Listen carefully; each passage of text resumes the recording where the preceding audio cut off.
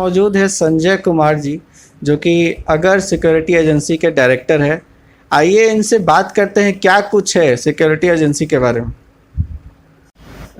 नमस्कार संजय जी, स्वागत है आपका बिग न्यूज़ 9 में। नमस्कार क्योंकि आपको अब भी। प्राइवेट सिक्योरिटी एजेंसी को गवर्नमेंट ने एसेंशियल सर्विस में कन्वर्ट कर दिया, तो क्या कुछ अलग है पहले और अब में? देखिए, निजी सुरक्षा एजेंसी बरसों से कार्य कर रही है। इस बीच 2005 में भारत सरकार ने एक एक्ट लाया जिस पर बिहार सरकार ने रूल बनाया और हम लोगों को एक लाइसेंस का प्रावधान किया। इस लाइसेंस के तहत ही अब सारी सुरक्षा एजेंसियां कार्य कर रही हैं। लेकिन इस आपदा के घड़ी में सरकार को यह बात समझ आई या सरकार ने संज्ञान में लिया कि निजी सुरक्षा एजेंसी वह सर्विसेज है जो कि सरकारी कार्यालयों, अस्पतालों, स्कूलों या इस तरह के सारे संगठन में फ्रंट लाइन पर काम करने वाली एजेंसी है, जिसके वर्कर वहाँ रहते हैं और इन्हीं से सामने मुलाकात होनी है। इन सब को देखते हुए हमारे सुरक्षा एजेंसियों को भारत सरकार ने एसेंशियल सर्विसेज में अपने नोटिफिकेशन से डिक्लेयर कर दिया। अब क्या है कि जैसे ही आप एसेंशियल सर्विस डिक्लेयर होते हैं तो आपके ऊपर उसके एक्ट लागू होते हैं, आपदा प्रबंधन के एक्ट लागू होते हैं, तो आप किसी भी तरह के एक्सक्यूज़ के पोजीशन में नहीं होते हैं और आपको अपना बेहतर से बेहतर दिखलाना होता है। और हमारे एक संगठन है जो central association of private security industry, जिसके नेशनल चेयरमैन कुंवर विक्रम सिंह जी हैं। उनके प्रयास से हम लोगों को गृह मंत्रालय के राज्य मंत्री से वीडियो कॉन्फ्रेंसिंग हुआ। हम लोगों ने अपनी बातें रखी, उन्होंने उस सारे सजेशंस को लिया और उसको अडॉप्ट किया और उसके तहत हम लोग भी काम कर रहे हैं और हम लोगों की कोशिश है कि किसी तरह का एक्सक्यूज़ नहीं हो। चूँकि आज जब भी कोई पेशेंट आता है या पेशेंट लाए जाते हैं, वह उस अस्पताल में सबसे आगे हमारे ही फ्रंट के वॉरियर के रूप में हमारे सिक्योरिटी गार्ड होते हैं। हम लोगों ने अपने तरफ से भी सारे पीपीटी किट्स मुहैया कराए हैं, सरकार से भी उम्मीद किया है और हॉस्पिटल प्रशासन से उन लोगों ने भी हम लोगों को पीपीटी किट्स दिए हैं और सारे मास्क दिए हैं। उनके अनुसार ही हम लोग ड्यूटी परफॉर्म कर रहे हैं और हमारी कोशिश रहती है कि उनके शिफ्ट भी चेंज हो। स्वाभाविक है, अगर बैरक वहाँ है हॉस्पिटल्स में तब तो वहाँ से लोग आ जाते हैं, वहाँ खाने की व्यवस्था करानी होती है। उसके लिए फिर हम लोगों ने सरकार से मांग की हम लोगों को पास दिया जाए ताकि हम अपने सुरक्षा प्रहरियों के बीच में पहुंचकर उनके खाने का सामान, उनके और भी एसेंशियल सामान उनको दिए जाएं और हम लोग देने का प्रयास कर रहे हैं। सरकार ने हम लोगों के पास देने में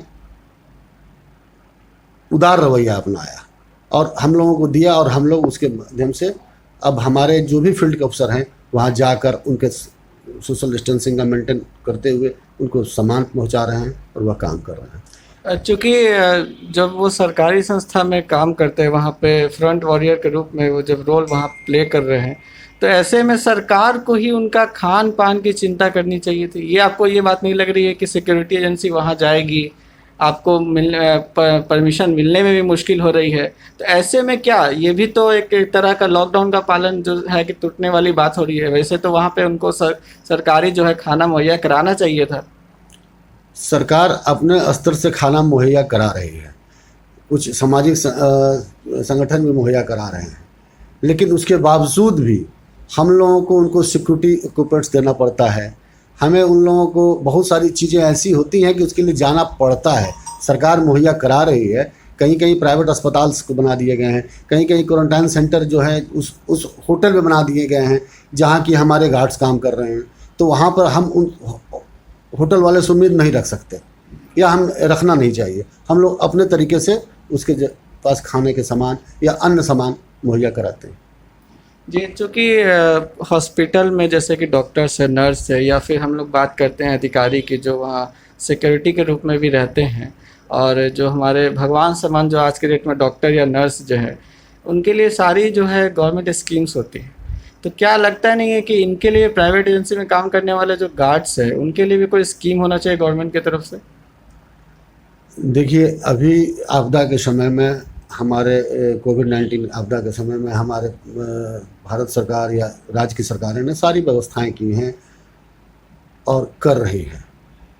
हम सुरक्षा गार्ड्स के लिए सरकार की स्कीम है ईएसआई की, जिससे उनके इंश्योरेंस का कवरेज होता है, लेकिन उसकी बहुत अमाउंट्स कम हैं या उनके चूँकि वह खतरा तो हमारे गार्ड्स पर भी हैं जितना खतरा डॉक्टर्स पर है, नर्सेस पर है या अन्य हेल्थ वर्कर पर है या पुलिस प्रशासन के लोगों के ऊपर में है।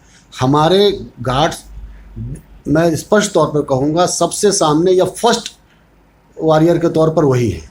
जाहिर सी बात है, डॉक्टर जब नर्स नहीं बच पा रही हैं तो वो तो फिर वहाँ पे एक सिक्योरिटी आपको गार्ड है, तो उनको भी हो सकता है।